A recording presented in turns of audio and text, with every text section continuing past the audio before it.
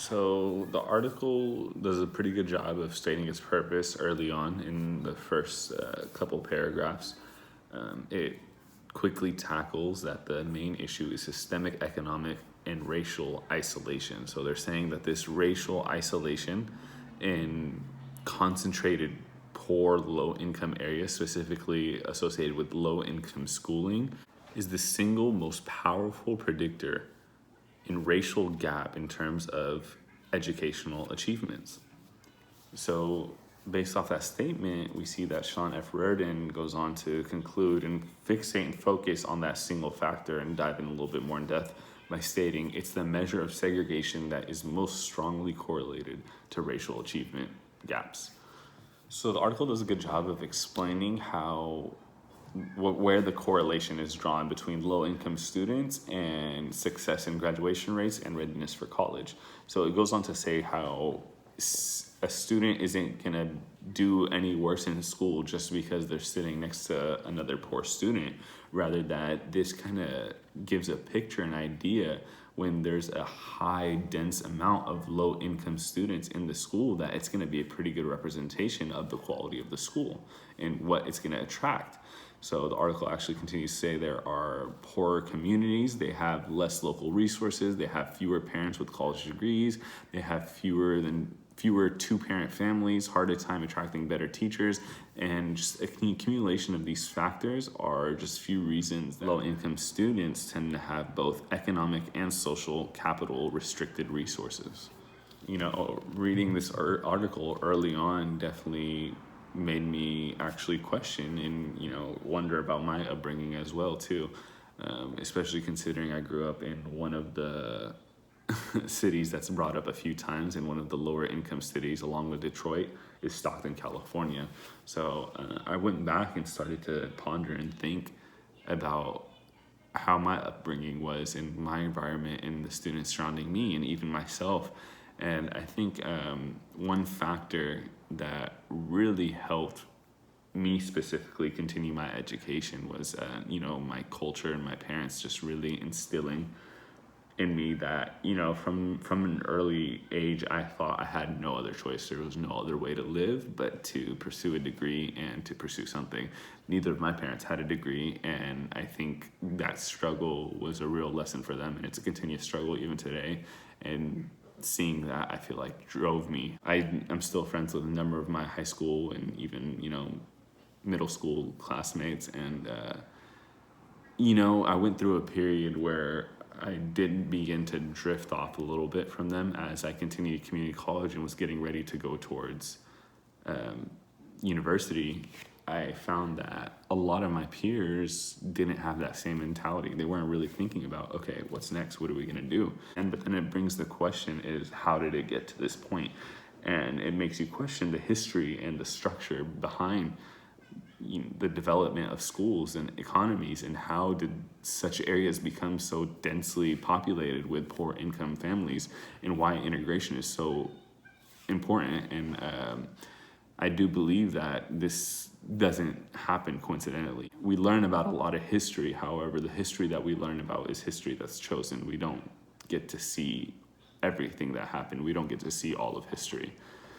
So I think, it's a combination of both economic and structure and foundation, and how families, and maybe even in the past, were pushed into poverty areas. Even in the time of hunters and gatherers, there were limitations in sense.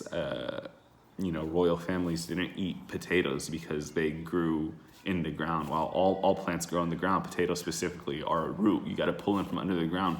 So that was looked at as a poor class food.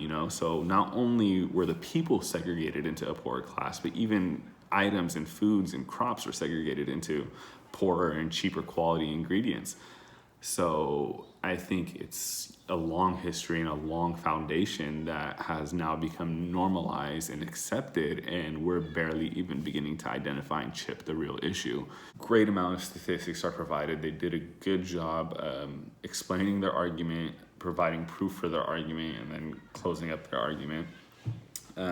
One of the things that stood out to me was just how vast of a pool that they use to get their sample size and their data. They use nations all across the school, and you looked at test scores from around 12,000 school districts, which is unbelievable. That's not even just schools, that's school district. And they found the information to be consistent within almost all districts. You know, there was virtually no, there were a few outliers in which, you know, some schools were overperforming from what you would expect from the densely populated low income students within it. However, there was an overwhelming amount of data that concluded those to be outliers and not incorporated into the data. In total, 82 of the 96 cities where data was collected for both African American and Hispanic students, you can observe that at least half of both groups attend the majority of low income students. And this is that at least half is an averaged out number, but it goes as high as 96% in certain cities, and all around the nation, 50% even is way too much. The article does also address white students. However, it does make something clear that needs to be taken into consideration, which I didn't think about until reading, is that in general education across the nation, white students have become a minority in comparison to African American and Hispanic students. So even the numbers that we are going to see of white students in low income schools is still going to be, the percentage is going to be not an equal ratio to the percentage that we're looking at for African American and Hispanic students. And even then, the percentage is still smaller at 37% of white students being in low income schools. This text actually does a great job of tackling and embracing the inequalities and power imbalances that are prominent in most of our school systems across the nation. This brought a lot of insight to me in the sense that low-income communities say economic isolation in the schools represent one of the most complex and consequential barriers to equalizing opportunity. So this is such a deep problem that not only is it going to take a lot to tackle this problem, but even then, this problem is just one of the barriers that's separating the two communities. Another issue that's brought up is transportation, right? Is going to be buses. It's going to be the environment that's seen on buses, you know, how low-income students are going to be gathered onto these buses where poor decision-making becomes normalized and something that's expected to do just because of this environment that they're being forced to put in. Another big problem, as we spoke about earlier, is going to be racial integration. Education policy can only change so much as residential integration by increasing economic parity between blacks and whites. You know, another issue is people wanting to attend neighborhood schools, right? If you live in a neighborhood and there's a school 2 blocks away, it makes sense, right? You're naturally going to want to bring, you know, your child to that school. It's the easiest route, and it's going to be the less headache. But the problem becomes when everybody wants to go to the neighborhood school, there's no room for any integration, right? You get these dense low-income families all going into the same school, which kind of creates a system and creates a bubble keeping everyone else out, and it kind of creates this loop where it is really difficult to be broken. And faculty and policy changes alone can't be doing that. Education policy can only change so much, as residential integration is key by increasing economic parity between blacks and whites.